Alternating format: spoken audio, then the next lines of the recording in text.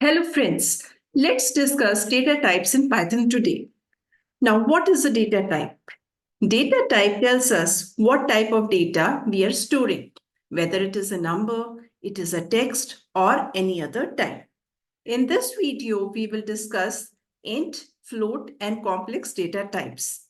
So all the three data types, int, float, and complex, are of numeric types. So let's discuss them now. As you can see, I have written x is equal to 1. Now what is 1? It's a number without any decimal. So I've tried to describe three data types here in this example by giving x is equal to 1, y is equal to 2.8, and z is equal to 1j. So now what is int data type? Let's start with the first one. So int can be a whole number like I've given in this case. So if you want to check if x is equal to 1 is of type int, how you will do it? You will write print.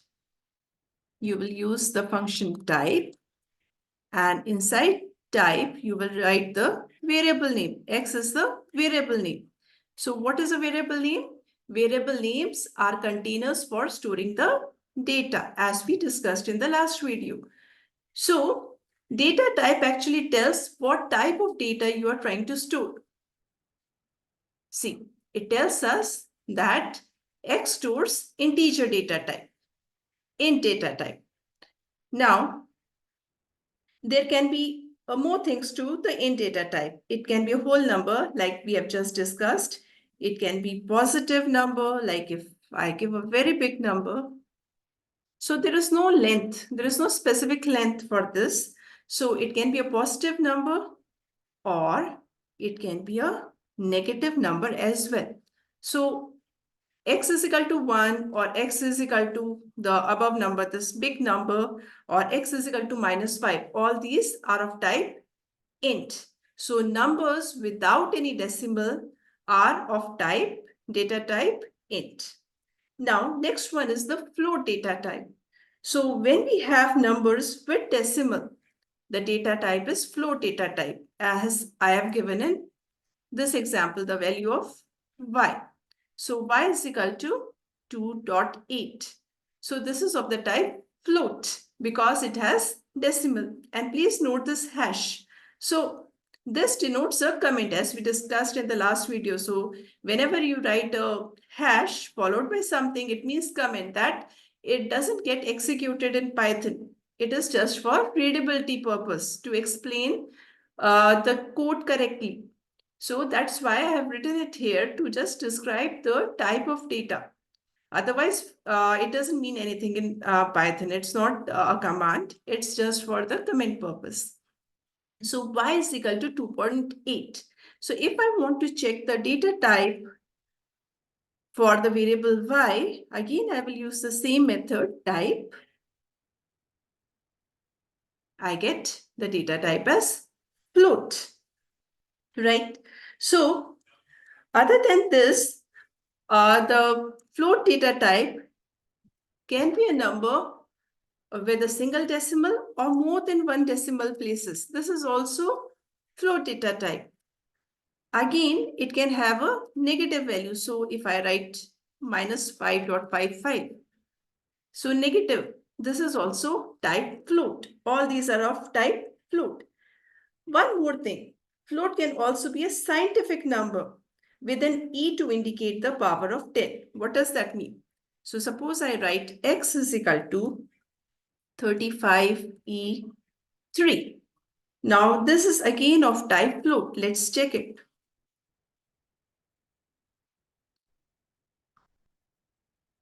See, it gives class float. It is also of type float. So when you write the scientific numbers, they are also of type float. If I write x is equal to negative 87.7 e to the power 100, e100, it is also of type float.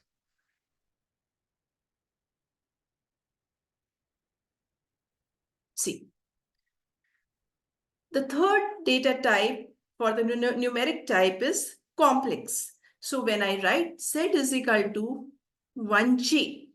This is a complex data type.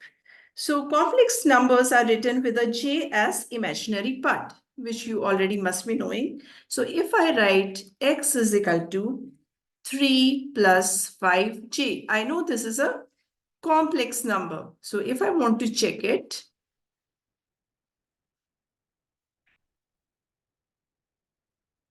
see, it is of type complex.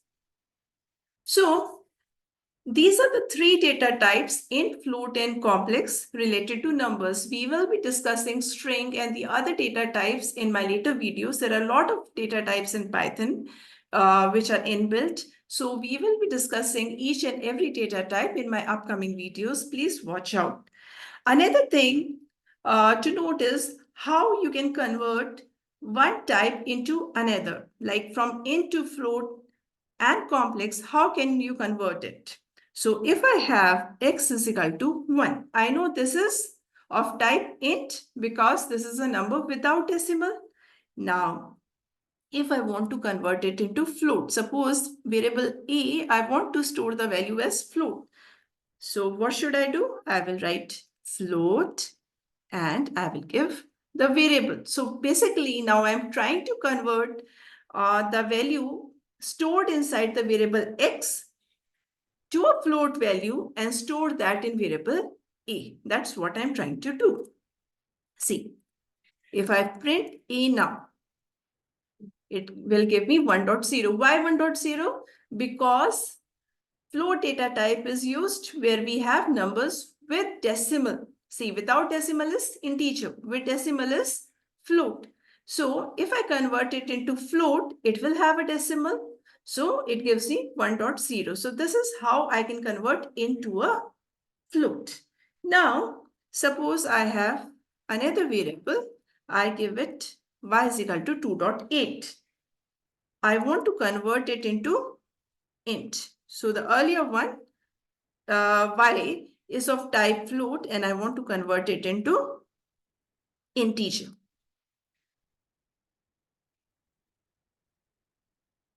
Print b.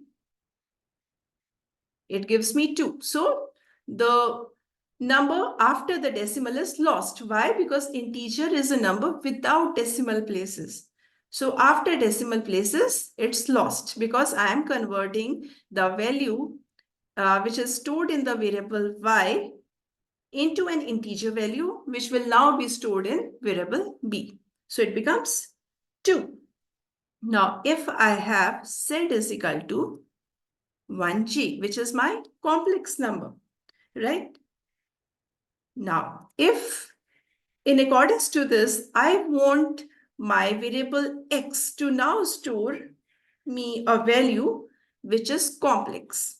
Okay, so what was my last value? Okay, it was already complex. Okay, no. Yeah, I have x is equal to 1, which is the last value I had stored. So this is integer. Now suppose I want to convert x to a complex value. How will I do it? I will write c is equal to complex, then the variable name, whichever value I want to convert into complex value, and I will do print c. See, I get 1 plus 0j, which makes it a complex value. So the earlier value was x. The last value I had stored in variable x was 1.